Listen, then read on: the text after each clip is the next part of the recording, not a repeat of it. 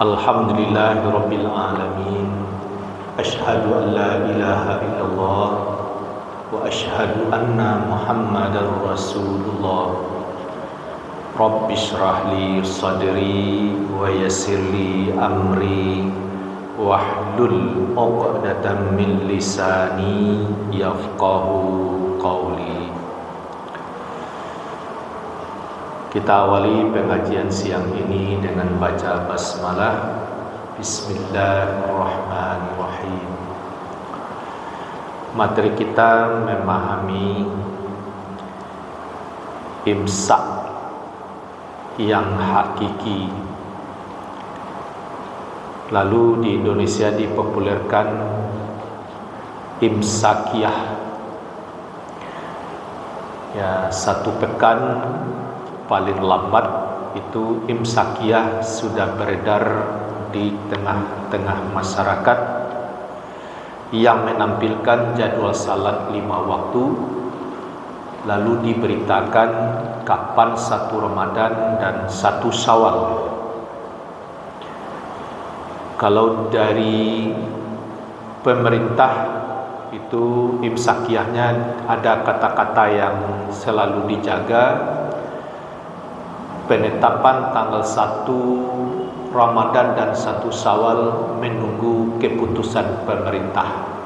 Itu ada tulisannya. Tapi kalau di Muhammadiyah tidak. Kapan 1 Ramadan, 1 Syawal tidak lagi disebut menunggu pengumuman pemerintah.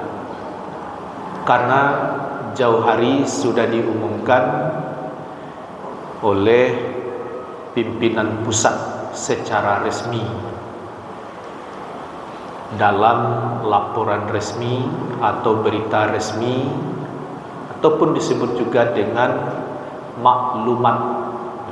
Jadi jauh-jauh hari sudah dikatakan dengan pasti kapan 1 Ramadan, 1 Syawal, termasuk 1 Zulhijjah, 9 Zulhijjah dan 10 Zulhijjah.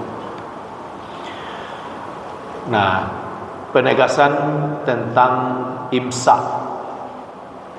Karena lembaran imsakiyah, pengurus Masjid Taqwa Muhammadiyah setiap tahun menerbitkan imsakiyah.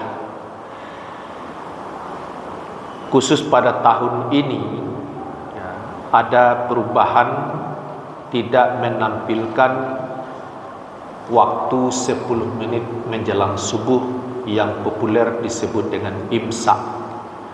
Jadi imsaknya mana? Subuh itu sendiri imsak. Maghrib berbuka.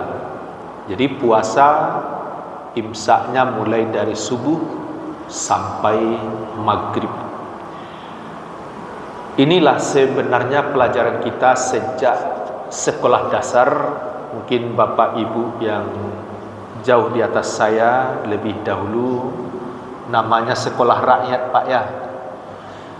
Sudah diajarkan puasa ialah menahan makan minum serta yang membatalkannya mulai terbit fajar sampai terbenam matahari. Itu mantap. Sampai sekarang begitu.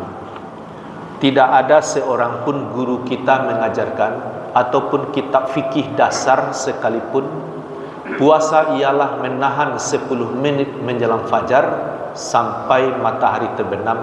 Tidak ada. Terus kenapa dalam lembaran imsakiyah dibuat puluhan tahun lamanya 10 menit menjelang subuh dibuat imsak?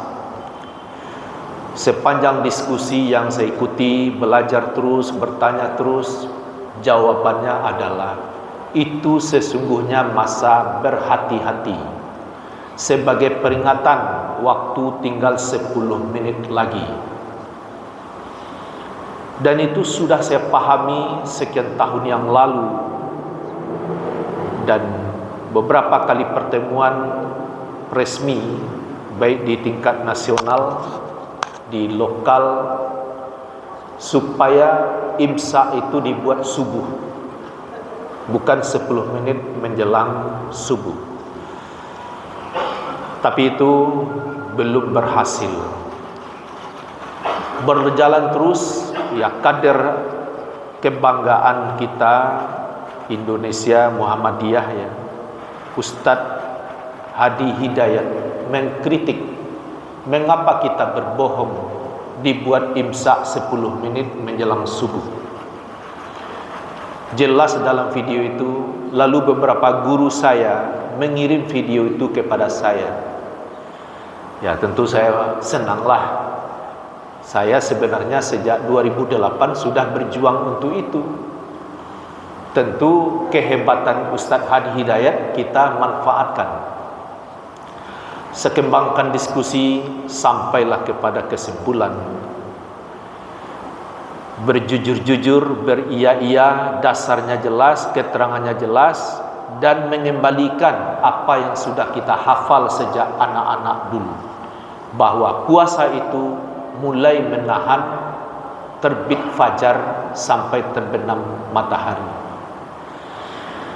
Itulah yang kita tampilkan. Sudah paling tidak menurut saya ini lembar imsakian.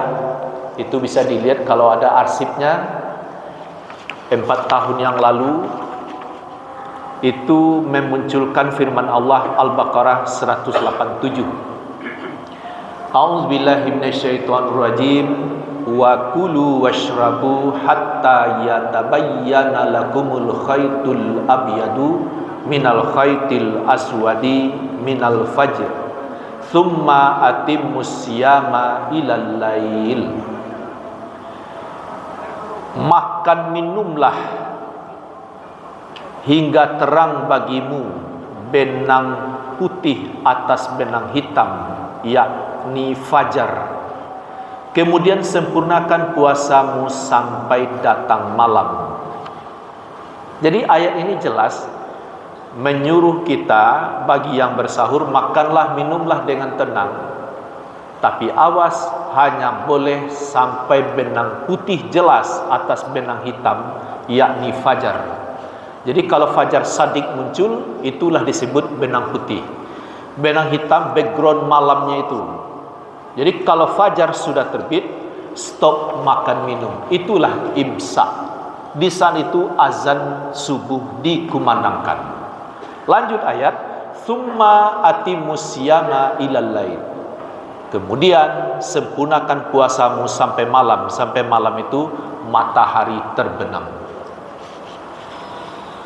Makanya imsakiyah ini tidak memunculkan firman Allah Al-Baqarah 183, tapi Al-Baqarah 187 yang bicara khusus tentang imsak.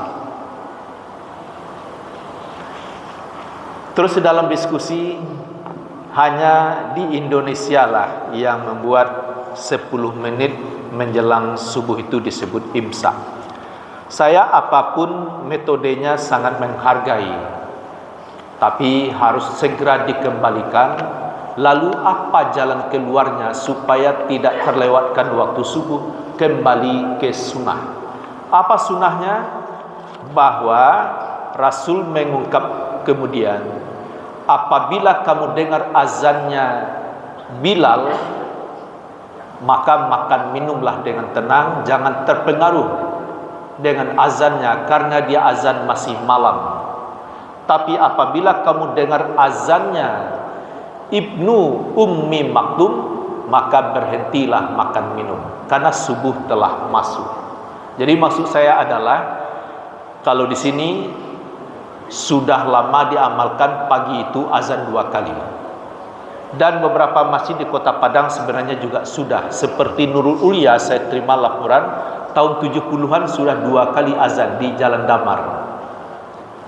Bagi di kompleknya Bapak Ibu, mungkin untuk di kampung sekiranya azan pagi masih 1 kali, segeralah dieksekusi pagi itu azan 2 kali.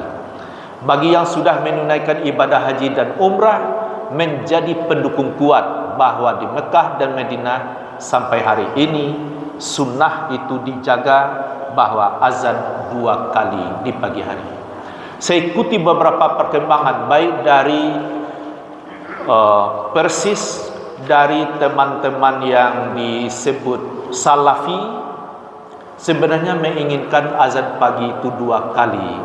Dan Buya Yahya yang bagus itu apanya keterangannya, katanya di pesantrennya azan itu juga sudah 2 kali. Jadi mari ini kita tegakkan Bapak dan Ibu. Moga-moga rahmat Allah lebih banyak menyertai negeri kita dan musibah terjauh juga hendaknya. Amin ya rabbal alamin. Billahi taufiq wal hidayah. Assalamualaikum warahmatullahi wabarakatuh.